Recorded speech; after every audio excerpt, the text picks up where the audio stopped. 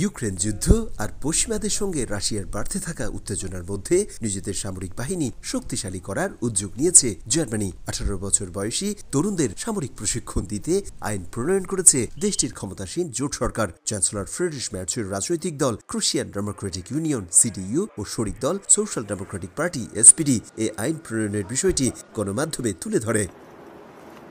নতুন আইনে বলা হয়েছে, জার্মানিতে 2008 সালের পর থেকে জন্ম নেয়া সব পুরুষকে সামরিক বাহিনীতে যোগদানের বিষয়ে বাধ্যতামূলকভাবে সামরিক প্রশ্নপত্র পূরণ করতে হবে। 2027 সাল থেকে তাদের স্বাস্থ্য পরীক্ষায় অংশ নিতে হবে। দেশটির নারীরা স্বেচ্ছায় একই ফর্ম জমা দিতে পারবেন, তবে প্রশিক্ষণ বাধ্যতামূলক হলেও বাহিনীতে যোগদানের ইচ্ছা বা অনিচ্ছার সুযোগও থাকছে বলে জানায় মের্স প্রশাসন। জার্মান সরকারের এমন উদ্যোগকে কেউ কেউ স্বাগত জানালেও স্থানীয়দের মাঝে আছে মিশ্র প্রতিক্রিয়া। জার্মানির মুস্টারুমের নতুন আইনটিকে আমি পজিটিভলি দেখছি, কারণ ইউরোপের রাজনৈতিক টেনশন যেভাবে বাড়ছে, জার্মানির প্রতিরক্ষা ও নিরাপত্তার জন্য জার্মানির সামরিক বাহিনীকে আরও শক্তিশালী ও সুগঠিত করতে হবে।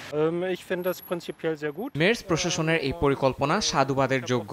আমি নিজেও জার্মান সেনাবাহিনীর একজন গর্বিত সদস্য ছিলাম। সামরিক প্রশিক্ষণের মাধ্যমে জার্মান তরুণ তরুণীরা দেশের জন্য যেমন অবদান রাখবে, তেমনি তাদের সুশৃঙ্খল হতে সাহায্য করবে। আমরা সরকারের এই পরিকল্পনাকে স্বাগত জানাই। এতে করে দেশের সেনাবাহিনী যেমন শক্তিশালী হবে, তেমনি পর্যাপ্ত সেনা মজুদ থাকবে।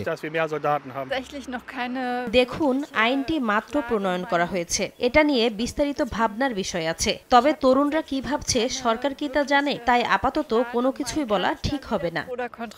বর্তমানে জার্মান সেনাবাহিনীর সক্রিয় সদস্য সংখ্যা 1,82,000। লক্ষ্য আগামী এক দশকে এই সংখ্যা 2,60,000 থেকে 3 লাখে উন্নীত করা। সঙ্গে থাকছে আরও প্রায় 2 লাখ রিজার্ভ সদস্য।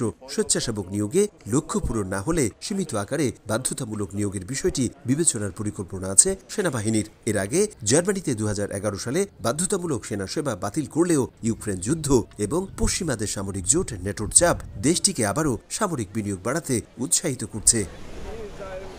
বয়স 18 হলেই জার্মানিতে তরুণদের সামরিক প্রশিক্ষণে বাধ্যবাধকতার অনেক ইতিবাচক দিক থাকলেও শুধুমাত্র রাজনৈতিক উদ্দেশ্য হাসিল এবং একই সাথে তরুণদের মতামতকে অগ্রাহ্য করে তাদের ক্রমশ মৃত্যুর দিকে ঠেলে দেওয়ার অভিযোগ অনেকের। জার্মানি থেকে বিটু বড়ুয়া, সময় সংবাদ।